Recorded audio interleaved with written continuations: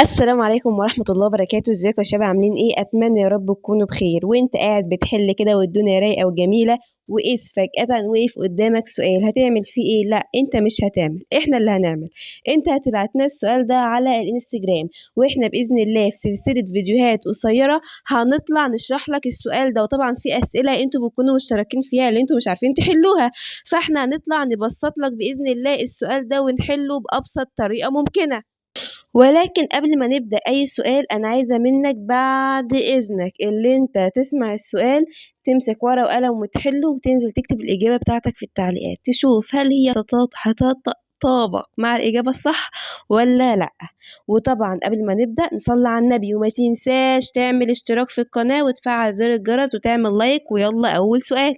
سؤال رقم 10 ده سؤال فيه فكرة حلوة يعني كويسة، وكتير منكم سأل فيها على السؤال رقم 10 ده اتحلت ازاي او كده، فتعالى نوضحها. ودايما السؤال اللي هنلاقيه ملفت او فيه فكرة دايما هتلاقوه نازل في فيديو لوحده بإذن الله. طيب السؤال بيقول لك ايه؟ النموذجان المقابلان يعبرا عن الجزيء x y 2. ادي عندي الجزيء x y 2 والجزيء z 2 y. ادي عندي الجزيء z 2 y. بيقول لك ما النموذج المعبر عن الجزيء الناتج من اتحاد العنصرين زد واكس. زد مع اكس من الاخر طلع لي اكس ماسكه في الزد بكام رابطه، اكس الدنيا ماشيه ازاي، 3 1 4 2 الدنيا الرسمه عامله ازاي، ماسك فيه ازاي. طيب اول حاجه انا كطالب ثانويه بحل، والله انا كطالب عادي بحل. ودلوقتي بس قبل ما تكون طالب، فأنا عايزة أشرح لك حوار كده اسمه النماذج الجزائية. دي حاجة سهلة جدا، دي عاملة زي إيه؟ عاملة زي حاجة مميزة لينا، هدومنا، الإكسسوارات بتاعتنا.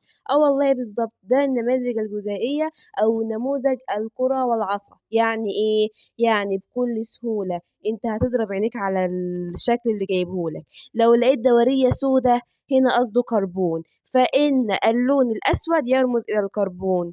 طب الأبيض هيدروجين، طب الأحمر أكسجين. طب أنا هقعد أحفظ في ألوان؟ لأ، كفاية عليك التلاتة دول قوي، وده الأغلب اللي بيجيبه. أسود يبقى كربون، أحمر يبقى أكسجين، أبيض يبقى هيدروجين. تمام؟ تمام. طيب لو أنا جاي عندي دورية سودة كربون، يبقى المفروض يكون حواليها كام رابطة؟ أكيد لازما 4 تتشقلب.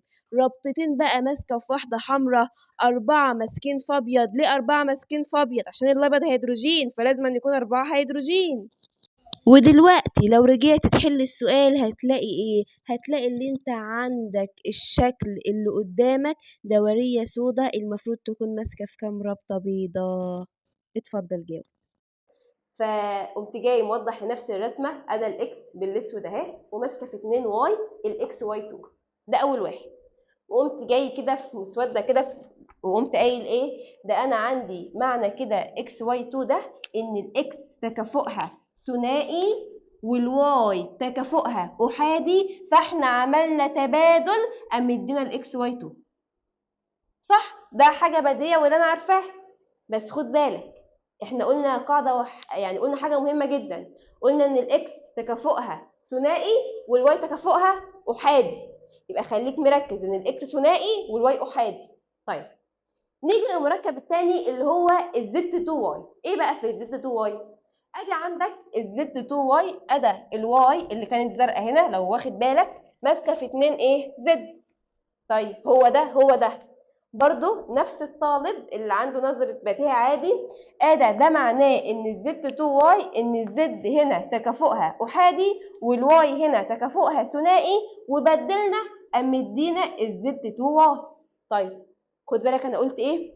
الزد تكافؤها احادي والواي تكافؤها ثنائي. ثانية واحدة، انا كده معايا الاكس تكافؤها ثنائي والزد تكافؤها احادي والواي ده انا طلعت مره احادي ومره ثنائي، طلعت مره احادي ومره ثنائي. اشتغل ازاي؟ ارسم ازاي؟ في حاجه غلط اعمل ايه؟ هقول لك فعلا. طب احنا عايزين يا الواي يا احادي يا الواي ثنائي، نعمل ايه؟ هقول لك على حاجه، تعال نجرب.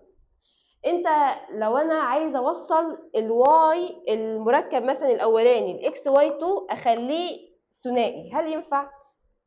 يعني لو انا عايزه اعمل الواي دلوقتي ثنائي، تمام. انا بشتغل على ايه؟ على الثنائي اهو، عايزه اخلي الواي ثنائي.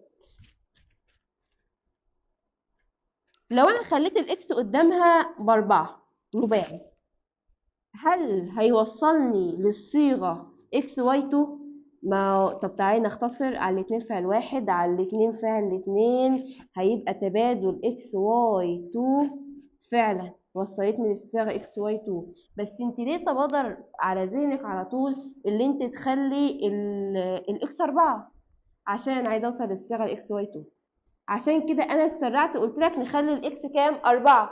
بس انا كنت المفروض اسالك واقول لك الاكس واي 2، عشان عارفه ان في ناس مش منتبهه انا عملت ايه، عشان كده بعيدها تاني. الاكس واي 2، الاكس واي 2 لو انا خليت الواي ثنائي بدل احادي، ازاي اوصلها لاكس واي 2؟ هنلاقي عندنا لو احنا حطينا 3، طبعا كلام عك، لو احنا حطينا 4 على الاتنين فعل واحد على الاتنين فعل اتنين، هتطلع فعلا معانا الصيغة اكس واي 2.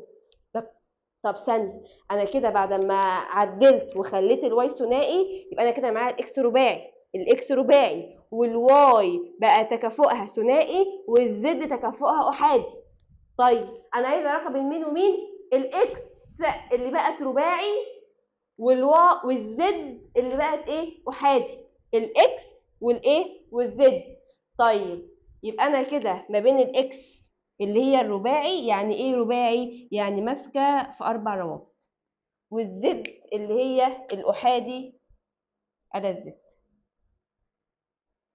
تمام تمام، حتى الزد احادي اهو، رابطه واحده رابطه واحده رابطه واحده رابطه واحده. تمام. طب المنظر ده عندي فين؟ ادا اكس ماسكه في 4 روابط، تمام. بس ده ماسكه في 3، والكلام الباقي ده كله ايه؟ غلط. طيب حاجه تانية على الاغلب ولكن ليس هذا الصحيح الدائم عندنا في الكليه، يعني او لو ناس تدرس عضويه، هي اول ما تشوف منظر الكربون الدوريه، الكوره السوداء الكبيره دي، بتقوم قايله لك بس ده معناها ان دي كربون. تمام. والدوائر البيضاء الصغيره دي معناها ان دي هيدروجين. طب الكربون هتمسك الهيدروجين بكام رابطه؟ 4 روابط وكتان رقم الف. ولكن ده مش الصحيح الدائم، وممكن يغير لك الوان، يغير لك حاجات، ماليش دعوه. فانت عندك الفكره بتاعتك اللي انت هتحاول توصل الواي لموجب 2. طب الاكس ساعتها تبقى بكام؟ بموجب 4. تمام.